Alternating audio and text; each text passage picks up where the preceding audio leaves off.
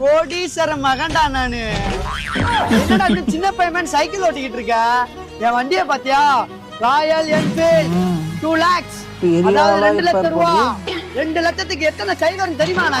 காசு எடுத்து வெளியே செலவு பண்ணுங்கடா. இதெல்லாம் வண்டியாடா? இந்த வண்டியில மனுஷன் போவானாடா?